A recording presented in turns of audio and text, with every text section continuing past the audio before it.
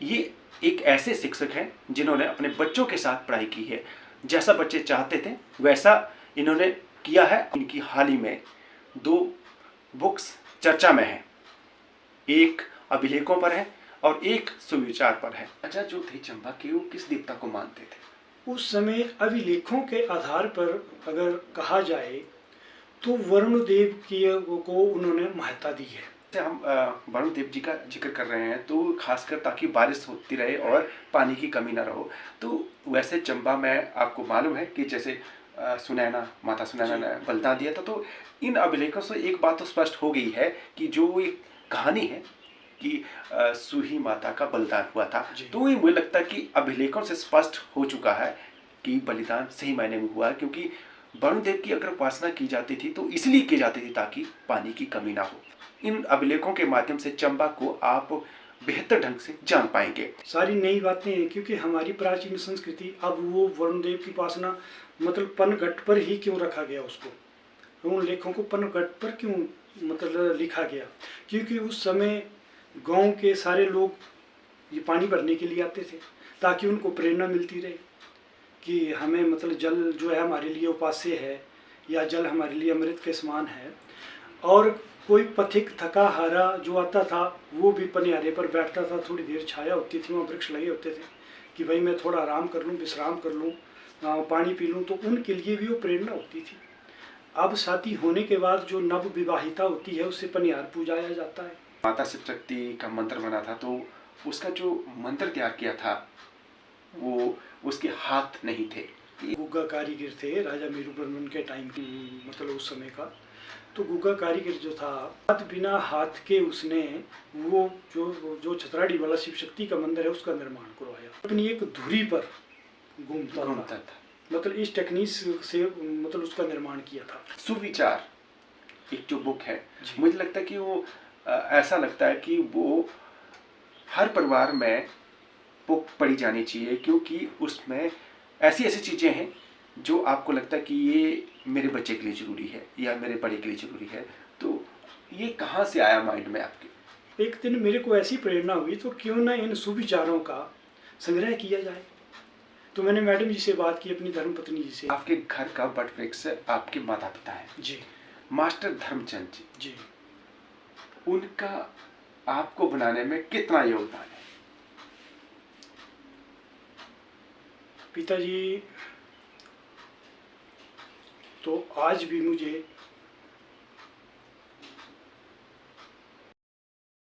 नमस्कार, मैं हूं सोमी प्रकाश बेटा और आप देख रहे हैं times of Chamba. Times of Chamba में आज हम बात करेंगे ऐसे विद्वान की जो मूलतः ग्रामीण क्षेत्र से हैं और सबसे बड़ी बात ये शिक्षक हैं और इन्होंने जो भी अपनी उपलब्धियां हासिल की है वो ऑन जॉब हासिल की हैं। और बड़ी बात है ये एक ऐसे शिक्षक हैं जिन्होंने अपने बच्चों के साथ पढ़ाई की है। जैसा बच्चे चाहते थे वैसा इन्होंने किया है और अपने बच्चों को जो तालीम दिलवाई है उस तालीम के साथ साथ खुद को भी इन्होंने और अच्छे तरीके से निखारा है। और अभी इनकी हाल ही में 2 बुक्स चर्चा में हैं। एक अभिलेखों पर है और एक सुविचार पर है। दोनों ही बुक्स का बहुत बड़ा महत्व है। इन बुक्स में ऐसी जानकारी संग्रहित की गई है जिस जानकारी को हासिल करने के लिए लोग तरसते हैं। इन्होंने इन बुक्स को लिखने में काफ़ी मेहनत लगाई है। एक जो बुक है इन्होंने अपनी धर्मपत्नी के साथ मिलकर लिखी है जो इन्हीं के विषय में टीचर थी, यानी संस्कृत की वो भी टीचर रही हैं। और उनके साथ मिलकर जो उन्होंने बुक लिखी है वो काफ़ी अच्छी है। इसके अलावा जो अभिलेख पर आधारित है जो चंबा के पौराणिक इतिहास पर संग्रहित है। और इस जानकारी को हासिल करने के लिए इन्होंने ऐसे ऐसे विद्वानों से बात की है जो विद्वान काफ़ी हिस्ट्री में काफ़ी महत्व रखते रहे हैं। मैं आपको बारीकी से वो जानकारी भी बताऊंगा और सिलसिलेवार जो बुक्स इन्होंने लिखी है वो भी जानकारी आपको देने का प्रयास करेंगे। और ब्रह्मौर विधानसभा क्षेत्र के एक छोटे से गांव से ये ताल्लुक़ रखते हैं। मैं आपको ये हल्की सी जानकारी इसलिए शुरुआत में देना चाह रहा हूँ ताकि आपको ये पता चल जाए कि जो एक शिक्षक है मूलतः ग्रामीण क्षेत्र से हैं और ऐसे छोटे से गांव जिसका नाम मलेच है, और इनके पिताजी वो भी शिक्षक रहे हैं, हेडमास्टर थे। उस वक्त जब बहुत कम लोग पढ़े लिखे हुआ करते थे, उस वक्त उनकी पिताजी पढ़े लिखे और हेडमास्टर बने और अपने एरिया में उनका काफ़ी रुतबा रहा है। आज भी उन्हें लोग याद करते हैं और जब भी उनसे कोई मिलता है तो उनके पाँव छूते हैं, क्योंकि वो अपने एरिया में काफ़ी बुजुर्ग टीचर रहे हैं और अब भी जब भी उनसे कोई मिलता है तो उनको सलाह मशवरा भी देते हैं ताकि वो आगे चलकर कुछ अच्छा हासिल कर सकें। डॉक्टर ओम प्रकाश शास्त्री, स्वागत है आपका। सर सादर नमस्कार जी। मैं ओम प्रकाश शास्त्री, गांव लेच डाकन्ना गहरा, जिला चंबा, और मेरा वर्तमान निवास गांव बदरम, डाकन्ना सरौल, जिला चंबा है जी। मैं इस समय प्रवक्ता संस्कृत राजकीय वरिष्ठ माध्यमिक विद्यालय थुलेल में मतलब अध्यापन कार्यरत हूँ। अच्छा, चूंकि आप अध्यापन के कार्य में अभी भी कार्यरत हैं और सुना है आपने जो अपनी तालीम है ऑन जॉब हासिल की है और बच्चों के साथ हासिल की है, क्या किस्सा है, क्या ये सच्चाई क्या है? सर, वर्ष 1983 में मैंने मैट्रिक की थी और उसके बाद 84-88 का मेरा शास्त्री का बैच है और 88 में ही मैं जेवीटी पोस्ट पर लग गया था। और उसके बाद 88 से लेकर के 98 तक, ये मतलब 10 वर्ष पूरे होने के बाद सरकार ने हमें जेवीटी का विशेष प्रमाण पत्र प्रदान किया था और 13.5 वर्ष तक मैंने मतलब जेवीटी पोस्ट पर काम किया है। और मतलब उसके बाद मैं इंटरव्यू देता रहता था ये कमीशन के, और वर्ष 2002 में मैं कमीशन थ्रू शास्त्री पोस्ट पर मैंने ज्वाइन किया और उसके बाद लगभग 13 वर्ष मैंने शास्त्री पोस्ट पर काम किया और उसके बाद मैं साथ साथ अपनी पढ़ाई भी करता था। तो बीए बीएड के बेस पर फिर मैं 2015 में टीजीटी पोस्ट पे आ गया और 5.5 वर्ष मैंने वो टीजीटी पोस्ट पर अध्यापन कार्य किया और उसके बाद 2019 में मैं प्रवक्ता संस्कृत पर प्रमोट होकर के ये राजकीय वरिष्ठ माध्यमिक विद्यालय थुले मेल में मैंने ज्वाइन किया जी। अच्छा, जिस तरह से आपका मैं देख रहा था प्रोफाइल और जैसे आपने खुद बताया है, तो आपको एक शौक था या जुनून था कि कुछ हासिल करना है बस? देखो, शुरू में तो वो उम्र ही ऐसी होती है कि थोड़ा सा पढ़ाई कर ले और नौकरी लग जाए, और वैसे ही हुआ। वर्ष 88 में जैसे मैंने ये शास्त्री की तो हमारे को जेवीटी पोस्ट पर लगा देते थे ये तदर्थ, जो ड्राई मास्टर पीटीआई और ये होते थे मतलब शास्त्री, उनको। तो वैसे मैं भी मतलब उस पर लग गया था। उसके बाद कुछ हालात ऐसे बन गए कि पढ़ाई के लिए, देखो कई बार किसी की बात ऐसी हिट कर जाती है या कुछ परिस्थितियाँ ऐसी हो जाती हैं। जब मेरी बड़े वाली बेटी 10th में पढ़ती थी उस समय 11 में, तो ये सुबह जल्दी उठना, बच्चों को उठाना पढ़ने के लिए, तो बड़े वाली बेटी ने एक दिन बोला, पापा आप हमें पढ़ने बिठा देते हैं, आप भी बैठा करो। तो मैंने कहा भाई हमने क्या करना है, हम दूसरे काम कर लेते हैं घर के। बोले नहीं आप भी पढ़ा करो। मैंने कहा भाई मैं पढ़ करके तो ये मतलब नौकरी लग गई, अब क्या पढ़ना है। नहीं पापा आप भी बैठा करो साथ में। फिर मेरे मन में एक विचार आया कि बच्चों को अगर पढ़ाना है तो पढ़ाई का माहौल उनको देना पड़ेगा, तो माहौल कैसे दें। अब मैं पढ़ूँ तो पढ़ूँ क्या। फिर आखिरकार मेरे मन में ये विचार उठा कि मैंने कहा चलो मैं ग्रेजुएशन कर लेता हूँ, और मैंने बीए फर्स्ट ईयर का ये मतलब अपना फॉर्म भरा दिया, किताबें ले आया। 2006 की बात है। बच्चों को बिठाना और साथ में उनके साथ भी बैठ जाना पढ़ने के लिए, बच्चों के साथ पढ़ाई जी, ताकि बच्चों की वो देखभाल भी हो जाए और अपना भी मेरा इंटरेस्ट बना रहे, पढ़ाई होती रहे। उस वजह से एक बात तो ये थी। दूसरा ये था कि स्टाफ में भी होता है थोड़ा सा पढ़ाई का, सारे लोग बीए बीएड होते थे, मैं केवल उस वक्त ये मैट्रिक और शास्त्री ही था। इतनी कर मेरी क्वालिफिकेशन थी। उसके बाद सर्विस लग गई, शादी हो गई, बच्चे हो गए, फिर अपना खेती बाड़ी का शाम को ये कर लेते थे काम। अच्छा, घर के पास ही थी ड्यूटी। तो इस वजह से फिर चलो थोड़ा सा बच्चों के साथ उनको बिठाना भी और खुद भी बैठ जाना, और इस वजह से फिर मेरी रूटीन बनी। पिताजी भी बीच में कहा करते थे कि मैंने भी मैट्रिक की हुई है और मैं भी जेवीटी हूँ, आपने भी मैट्रिक की शास्त्री की जेवीटी पोस्ट पे लगे हैं यार, मेरे टाइम में तो मतलब कोई सुविधा ही नहीं थी पढ़ाई की, आपके लिए तो सुविधा है, वक्त है, हर चीज़ है, पैसा भी है, तो आप क्यों ना पढ़ाई और आगे करें। तो पिताजी की भी ये बात थोड़ा सा ये हिट करती थी, और ज़्यादा तो बेटी का था कि आप पढ़ा करो। तो उसके बाद जी वर्ष 2006 में 88 के बाद वर्ष 2006 में 18 वर्ष के बाद मैंने फिर से पढ़ाई शुरू कर दी, और 18 वर्ष के बाद तो शाम सवेरे तो अपना खेतीबाड़ी का काम करना, दिन को ड्यूटी जाना, बच्चों के साथ बैठना, तो पढ़ाई के लिए टाइम कब एडजस्ट करूं। और वो अंग्रेजी मेरे लिए, जबकि मैंने अंग्रेजी 1983 में मैट्रिक में पढ़ी थी, तो 83 के बाद 2006 में मैंने फर्स्ट ईयर की इंग्लिश को जब लिया, तो उसके लिए तो मुझे लगा कि इसके लिए तो मुझे काफ़ी मेहनत करनी पड़ेगी, तो मैं समय कब एडजस्ट करूं। शाम को जब हम 1.5 या 2 घंटे ये टीवी के पास बैठते थे, तो मैंने टीवी देखना बंद कर दिया, और वो टाइम में अपना पढ़ाई को लगाता था। बच्चों को बोलता था कि आप नाटक देखो, और मैं अपना ये स्टडी करता था। 2006, 7 और 8 में ये मेरी ग्रेजुएशन हो गई कंप्लीट। तो जब शायद 2008 की बात है, मैं 11 में था उस वक्त, शास्त्री पोस्ट पर मार्च महीना था, तो मार्च में बड़ी ज़्यादा ये मतलब बारिश होती है। तो दूसरे दिन मेरा पेपर था चंबा में, तो मैंने सुबह जब स्कूल जाने लगा पिताजी को बोला कि मैं कहा आज मैंने चंबा जाना है। बोले तेरा दिमाग ख़राब है, बोले इतनी मतलब बारिश हो रही है, इतने दिन से रोड ब्लॉक हैं, तब रजेरा तक आती थी बस जी। बोले चंबा क्या काम बन गया, क्या जाना। मैंने कहा जी कल मेरा पेपर है, तो मैं स्कूल से ही सीधा निकल जाऊंगा। और स्कूल में मैंने अटेंडेंस लगाई, हाफ डे मैंने लीव रखी, दूसरे दिन की भी छुट्टी दी, और मैं पैदल चला, और मैंने शाम को आकर के रजेरा में बस पकड़ी।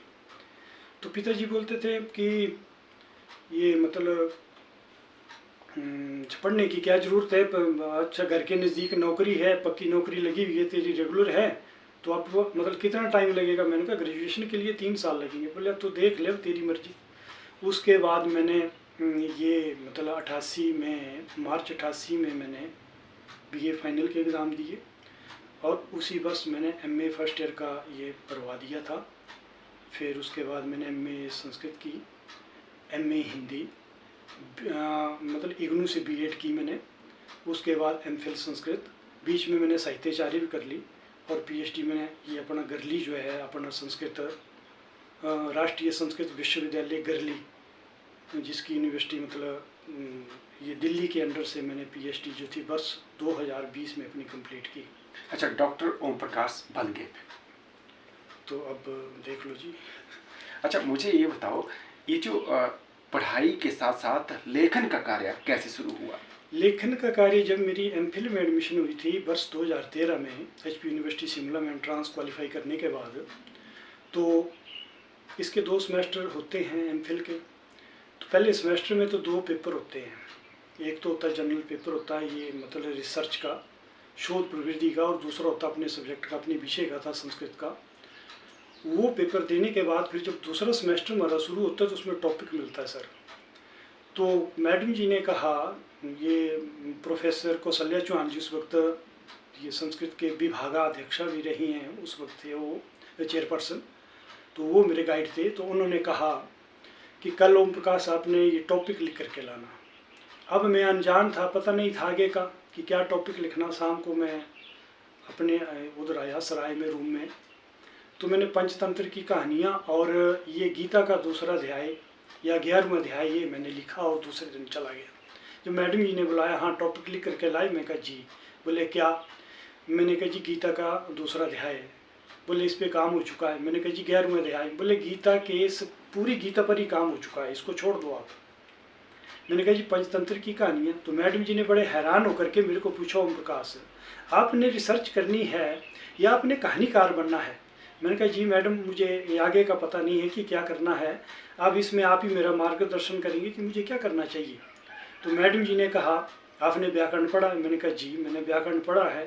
लेकिन अब व्याकरण पर पकड़ नहीं है, क्योंकि विषय से मैं अनटच हो गया हूँ। ये 84-88 तक पढ़ा था, वर्ष 2013 की बात है, काफ़ी गैप पड़ गया है। तो मैंने कहा व्याकरण पर मेरी इतनी पकड़ नहीं रही है। वैसे पढ़ा है मैंने। बोले दर्शन, मैंने कहा जी दर्शन भी पढ़ा है, लेकिन उसमें भी सूत्र चलते हैं। अच्छा, फिर एकदम मैडम जी ने कहा कि ओम प्रकाश आपका डिस्ट्रिक्ट, मैंने कहा जी चंबा है। बोले चंबा में तो आपके अभिलेख हैं काफ़ी। अब मुझे इतनी जानकारी नहीं थी अभिलेखों की, लेकिन सुना था कि हैं।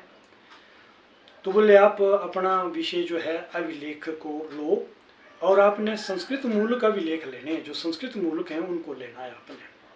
मैं कहा जी मेरे लिए नई बात थी। तो मैडम जी ने मुझे विषय दे दिया कि चंबा जिला के संस्कृत मूलक अभिलेख।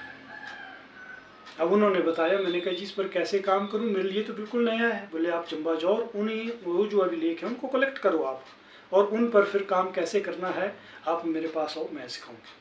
अच्छा, जो अभिलेख का जिक्र किया है, जो कि अभिलेख पर आपकी बुक ही आई है, तो उसमें अभिलेख कितने अभिलेख हैं? जी, उसमें मैंने दी हुई डिटेल से। तो ये जो मेरी बुक है, चंबा जनपद के संस्कृत मूलक ऐतिहासिक अभिलेख, केवल संस्कृत मूल के लिए है जी। बाकी और भी हैं, मतलब ये क्या नाम, टाकरी में भी हैं काफ़ी, लेकिन संस्कृत मूल की, क्योंकि फिर विषय का ये मतलब विस्तार ज़्यादा हो जाना था उसका।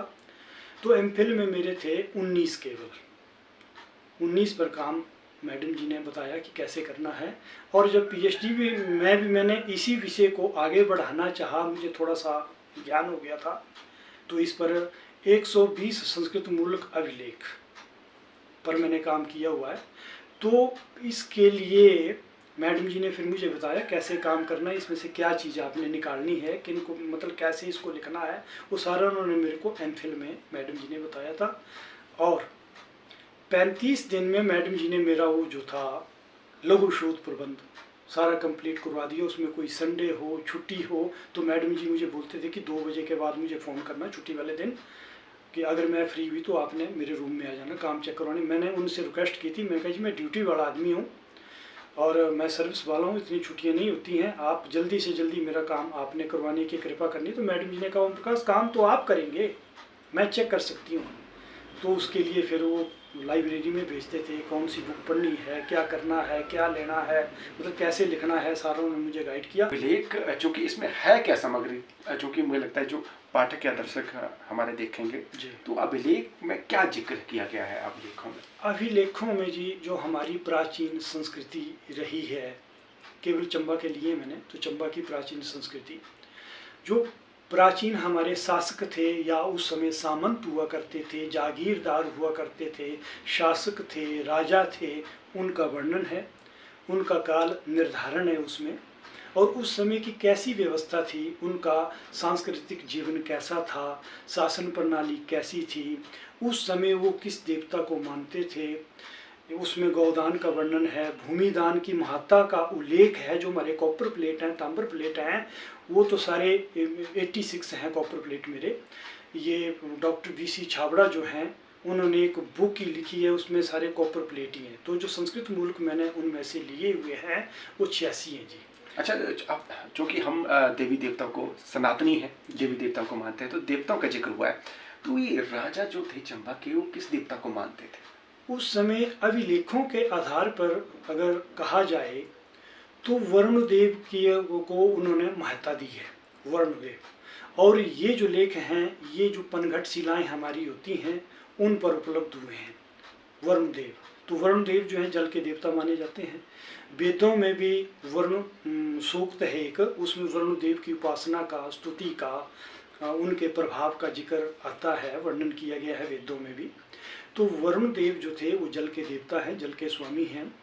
और वो पनघट जो शिलाएं हैं, उन पर ये जो मैंने उसमें दिया हुआ है क्रम से, जो शिलालेख हैं वो अलग से हैं, पनघट शिलालेख जो हैं वो अलग से, उनको उस क्रम में रखा हुआ। पनघट शिला और शिलालेख अलग है, इसमें क्या जी क्या? पनघट शिलालेख तो है जो पनघट पर उकेरी हुई जो वो मतलब शिला होती थी, उस पर देवी देवताओं का भी मतलब ये चित्रण किया गया है, और लेख भी उन पर उकेरित किया गया है। लेकिन जो शिलालेख हैं वो कई चट्टान पर हैं, जैसे तुर में हैं, वहाँ शिलाएं हैं। उसमें लिखा क्या है वैसे? वो तो ये पुरानी जो लिपि है शारदा और ब्राह्मी लिपि जो है या खरोष्ठी लिपि, उस लिपि में वरुण देव की उपासना का उसमें वर्णन किया गया है कि अगर हम वरुण देव की उपासना करें तो हमें ये फल, ये लाभ मिलता है, उनकी कृपा हमारे पर सदैव बनी रहे। वो जल के देवता हैं। अगर वृष्टि जल मतलब समय समय पर होती रहे तो हमारी धरती जो है धनधान्य से संपन्न होती है। अगर बारिश समय समय पर होती रहे तो रोगों का भय नहीं रहता है। बोलते हैं ना कि मतलब सूखा ही चला हुआ है, बुखार हो रहा है, धूल हो गई ज़्यादा तो कई बीमारियों को हो जाता है, बारिश हो जाती है तो उससे बीमारियां भी ये कम हो जाती हैं। तो समय समय पर जल जो है अगर वो वृष्टि करे, और जल को अमृत माना गया है। अगर जल हमारा स्वच्छ है, जल हमारा साफ है, तो वो एक औषधि का काम करता है हमारे लिए। इसलिए वरुण देव की उपासना। अच्छा, मुझे लगता है कि जैसे हम वरुण देव जी का जिक्र कर रहे हैं तो खासकर ताकि बारिश होती रहे और पानी की कमी ना रहो, तो वैसे चंबा में आपको मालूम है कि जैसे सुनैना, माता सुनैना ने बलिदान दिया था। तो इन अभिलेखों से एक बात तो स्पष्ट हो गई है कि जो एक कहानी है कि सूही माता का बलिदान हुआ था, तो ये मुझे लगता है कि अभिलेखों से स्पष्ट हो चुका है कि बलिदान सही मायने में हुआ है, क्योंकि वरुण देव की अगर उपासना की जाती थी तो इसलिए की जाती थी ताकि पानी की कमी ना हो। तो एक इस बात से तो प्रमाण हो गया कि ये इस बुक में के माध्यम से मुझे लगता है कि जो इस बुक को इसलिए भी देखा जाना चाहिए, जो पाठक हैं या दर्शक हैं, कि उसमें चंबा के जो हिस्ट्री है और प्रमाणित है, उसमें शिलालेखों में जो जिक्र है, इन्होंने अपनी तरफ से कुछ नहीं एक्स्ट्रा कुछ भी इसमें डाला नहीं है। जो अभिलेख थे उन्हीं को उन्होंने अपने तरीके से लिखा है, और इन अभिलेखों के माध्यम से चंबा को आप बेहतर ढंग से जान पाएंगे। इसके अलावा सर, अभिलेख के माध्यम से कुछ ऐसी रोचक कहानी हो जिससे आपको पता हो, आपको भी लगा हो बाकी ऐसा भी था जिसने आपको अचंभित किया हो? इसमें ये सारी मतलब पुरानी बातें जो जी हमने जब इसको पढ़ा तो ये सारी आश्चर्य मतलब जनक बातें हैं, सारी नई बातें हैं। क्योंकि हमारी प्राचीन संस्कृति, अब वो वरुण देव की उपासना मतलब पनघट पर ही क्यों रखा गया उसको, उन लेखों को पनघट पर क्यों मतलब लिखा गया? क्योंकि उस समय गांव के सारे लोग ये पानी भरने के लिए आते थे ताकि उनको प्रेरणा मिलती रहे कि हमें मतलब जल जो है हमारे लिए उपास्य है, या जल हमारे लिए अमृत के समान है। और कोई पथिक थका हारा जो आता था वो भी पनियारे पर बैठता था, थोड़ी देर छाया होती थी, वहाँ वृक्ष लगे होते थे कि भाई मैं थोड़ा आराम कर लूँ, विश्राम कर लूँ, पानी पी लूँ, तो उनके लिए भी वो प्रेरणा होती थी। अब शादी होने के बाद जो नव विवाहिता होती है उससे पनियार पूजाया जाता है। मतलब एक पनघट इसलिए शिलालेख लिखे जाते क्योंकि वहां पर किसी न किसी तरीके से कोई ना कोई पहुंचता है, आना जाना होता था उनका। तो इसके अलावा सर कोई अभिलेख में कोई ऐसा रोचक चीज हो, मुझे लगता है कि जो लोग प्रचलित ना हो और लोग अनजान हो, जो आप इसके माध्यम से बताना चाहेंगे? अब अभिलेखों में मैंने जब इनका अध्ययन किया तो उसमें मैंने ये पाया कि ये एक तो ये हो गया वरुण देव की उपासना है, देवी देवताओं का वर्णन है, वो प्राचीन संस्कृति या जैसे हम सनातनी है या मतलब धार्मिक प्रवृत्ति की ओर भी हमें संकेत करते हैं कि ये जो देवी मतलब ये जो वो देवी मतलब शक्तियाँ होती हैं, इनका अवलंबन लेकर के ही हम जब इनकी कृपा दृष्टि हमारे पर बनी रहेगी तो हमारा जीवन जो है सुख शांति से संपन्न रहेगा। नहीं तो कई प्रकार की अब जैसे अतिवृष्टि अनावृष्टि होती है तो लोग मंदिरों में जाते थे, मनौतियाँ मानते थे कि भाई बारिश नहीं हो रही है, हमारी फसल जो है बर्बाद हो रही है, कई प्रकार की बीमारियां होने का ये मतलब आशंका बनी रहती है। तो मंदिरों में भी उनको मनौतियाँ मनाते थे, बारिश होती थी, अतिवृष्टि और अनावृष्टि को रोकना, तो मंदिरों में ही तो जाते थे। अच्छा, इसके अलावा मंदिर, कितने मंदिर ऐसे अभिलेखों का जिक्र है? अभिलेखों में इस तरह का भी जिक्र है कि इतने मंदिर थे चंबा में? मंदिर जैसे अब ब्रह्मौर का ये अपना तो शक्ति माता, ये ब्रह्मौर का जो है लखना माता का मंदिर है, उसमें भी लेख लिखा हुआ है। लखना का है, गणेश प्रतिमा है ब्रह्मौर की, एक मतलब नंदी बैल का है, अपना छतराड़ी का जो ये शिव शक्ति का मंदिर है उसका भी लेख लिखा हुआ है। और ये शिव शक्ति मतलब शिव की ही उनको माना गया ना, अर्धांगिनी माना गया है मतलब शक्ति माता को, तो ये शक्ति की प्रतीक थी ना। मतलब जो दुष्ट उस समय होते थे, राक्षस थे या जो दुष्ट थे, उनका उन्होंने खुद संहार किया हुआ है। अच्छा, इसके अलावा एक कि वो दंती बोलते हैं, या फिर जैसे प्रचलित कहानी है कि जब माता शिव शक्ति का मंत्र बना था तो उसका जो मंत्र तैयार किया था वो उसके हाथ नहीं थे। ये इसमें भी है जिक्र के ही पड़ा है जी। वो गुग्गा कारीगर थे राजा मीरुब्रह्मन के टाइम के, 7वीं या 8वीं शताब्दी का वर्णन है, मतलब उस समय का। तो गुग्गा कारीगर जो था वो देखो कितना बड़ा इंजीनियर था। बड़ी हैरानी की बात होती है उस समय क्या साधन थे और क्या मशीन थी। तो वो उस मंदिर के बारे में जब ये पुस्तकों में ये पढ़ा गया कि शिव शक्ति का मंदिर उसने अपने नहीं थे, उसके हाथ जो थे वो किसी सामंत ने कटवा दिए थे। उसने अपना जब महल बनवाया तो मेरे महल की तरह कोई दूसरा ना बनवा ले। तो महल का निर्माण कार्य संपूर्ण होने के बाद उसके हाथ जो थे उसने कटवा दिए थे। तो उसके बाद बिना हाथ के उसने वो जो छतराड़ी वाला शिव शक्ति का मंदिर है उसका निर्माण करवाया। और वो मंदिर का उसके बारे में ऐसा ये वर्णन लिखा हुआ है कि वो मंदिर अपनी एक धुरी पर घूमता था। मतलब इस टेक्निक से मतलब उसका निर्माण किया था। जहाँ से किसी को घुमाया जा सकता था तो वहीं आके रुकता था। हाँ जी। तो ऐसा उन्होंने ये मतलब ये अभिलेखों में जिक्र है, आपके जो बुक में जिक्र है? ये अभिलेखों में तो शिव शक्ति का ही है वर्णन, लेकिन एक पुस्तक में वैसे पढ़ा हुआ है जो डॉक्टर JPH बोगल की बुक है, antiquities of Chamba state part 1 है, उसमें है इसका वर्णन। और इसके अलावा सर हमने जो अभिलेखों का तो जिक्र है ही, इस तो वही सुविचार एक जो बुक है, मुझे लगता है कि वो ऐसा लगता है कि वो हर परिवार में बुक पढ़ी जानी चाहिए, क्योंकि उसमें ऐसी ऐसी चीज़ें हैं जो आपको लगता है कि ये मेरे बच्चे के लिए ज़रूरी है या मेरे बड़े के लिए ज़रूरी है। तो ये कहाँ से आया माइंड में आपके? ये देखो जी, जब मैं एक अध्यापक हूँ और स्कूल में जाते हैं तो बच्चों को ये बोला जाता है कि ब्लैक बोर्ड पर एक सुविचार जो है आपने लिखना है। बच्चों की बारियाँ लगाई होती हैं तो बच्चे बड़ी मेहनत से वो सुविचार लिखते हैं। लिखा, मिटा दिया, ख़त्म हो गया। तो एक दिन मेरे को ऐसी प्रेरणा हुई तो क्यों ना इन सुविचारों का संग्रह किया जाए। तो मैंने मैडम जी से बात की, अपनी धर्मपत्नी जी से, कि मैंने कहा सुविचार जो हैं ये तो बच्चे ब्लैक बोर्ड पे लिखते हैं, दूसरे दिन मिटा दिया, साफ़ किया, ख़त्म हो गया। मैं कहा इनको संग्रहित किया जाए ताकि जो बच्चे हैं उनके लिए ये मतलब आगे उनके काम आए। तो हमने कई ग्रंथों का अध्ययन, कई महापुरुषों के विचार जो थे उनको हम दोनों ने लिखना प्रारंभ कर दिया, क्योंकि मैडम जी भी अध्यापिका, 32 वर्ष का इनका ये संस्कृत और हिंदी पढ़ाने का अनुभव है। नाम का जिक्र भी जरूर होना चाहिए। ये है जी श्रीमती नीलम कुमारी जी, इन्होंने भी शास्त्री की है और ये दर्शन से आचार्य हैं। और MA सर देखो, इन्होंने जब चारों बच्चों के साथ मैं भी पढ़ने बैठता था तो एक दिन इन्होंने कहा कि आप सारे पढ़ते हैं, मैंने भी पढ़ना है। तो मैं कहा आप भी पढ़ो। बोले तो क्या पढ़ूं? मैंने कहा तो शास्त्री की आपने की हुई है, आगे आप MA कर लो, क्योंकि आचार्य दर्शन से हैं, मैं साहित्य से आचार्य हूँ। और दर्शन और व्याकरण जो है हमारे संस्कृत साहित्य में दोनों बड़े जटिल विषय हैं, सूत्र चलते हैं इनमें। तो बड़ी अच्छी चीज़ें बता रहे हैं। मुझे लगता है कि जो बट वृक्ष होता है, मुझे लगता है कि आपके घर का बट वृक्ष आपके माता पिता है जी। अगर आपके माता पिता का जिक्र ना हो तो मुझे लगता है कि ये इंटरव्यू किसी भी खाते में नहीं जाने वाला है जी। ये इस इंटरव्यू का कोई मतलब नहीं है। मास्टर धर्मचंद जी, उनका आपको बनाने में कितना योगदान है? पिताजी तो आज भी मुझे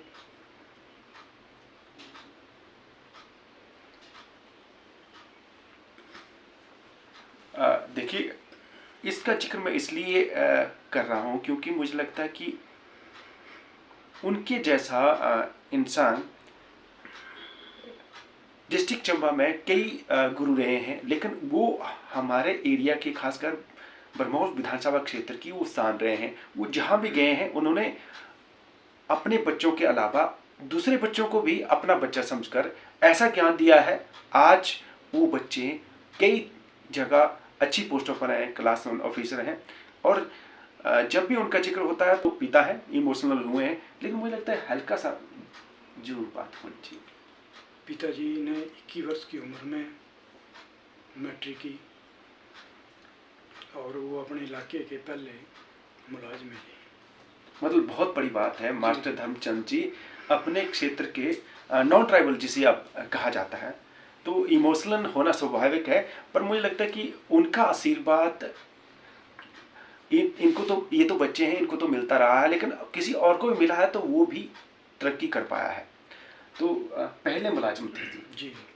और इसके अलावा और आपके ब्रदर हैं, वो भी छोटे, वो भी जॉब में हैं, वो CST है जी। CST हैं। तो मुझे लगता है घर जैसे नाम ही धर्म है, तो धर्म की राह पर चलते हुए इन्होंने अच्छी तालीम हासिल की और ऐसी उपलब्धियां हासिल की है कि अपने एरिया में ये औरों के लिए भी प्रेरणादायक बने हुए हैं। और मुझे लगता है कि पुस्तक के अलावा कुछ बच्चों को कुछ ऐसी चीज़ बताना चाहें, क्योंकि मुझे लगता है कि ये जो इंटरव्यू है बच्चे भी देखेंगे, हर वर्ग के लोग देखेंगे, तो आपकी तरफ से एक आशीर्वचन क्या हो सकता है? बच्चों को तो स्वाध्यायशील होना चाहिए ना, जब तक हम पढ़ेंगे नहीं पता नहीं चलेगा। अध्ययनरत में हर वक्त रहना चाहिए, स्वाध्यायशील पढ़ेंगे तो विद्वानों के, महापुरुषों की, लेखक जो हैं, हमारे बुद्धिजीवी जो लोग हैं, महापुरुष जो हुए हैं, मनीषी लोग जो हुए हैं, विद्वान, उनके विचारों का तभी तो हमें पता चलेगा। अगर हम पढ़ेंगे नहीं तो फिर हमें जानकारी नहीं मिलेगी। तो स्वाध्यायरत तो हमें हर वक्त रहना चाहिए। पिताजी की उम्र इस वक्त 85 की है। जब भी दिन को उनको समय मिलता है तो वो कुछ न कुछ पढ़ते रहते हैं, और आज भी जहाँ वो बैठे होते हैं उनके टेबल पर कोई ना कोई, चाहे धार्मिक बुक है चाहे जो भी है, वो रखी होगी। जैसे उनको समय मिलता है वो जरूर स्वाध्याय करते हैं, और उनको इतना याद भी उन्होंने किया हुआ। 2 श्लोक हैं कि बस घंटों उनको थोड़ा सा ये छेड़ो तो घंटों उनसे, कई संस्कृत के श्लोक उनको ऐसे याद हैं, कंठस्थ किए हुए उन्होंने।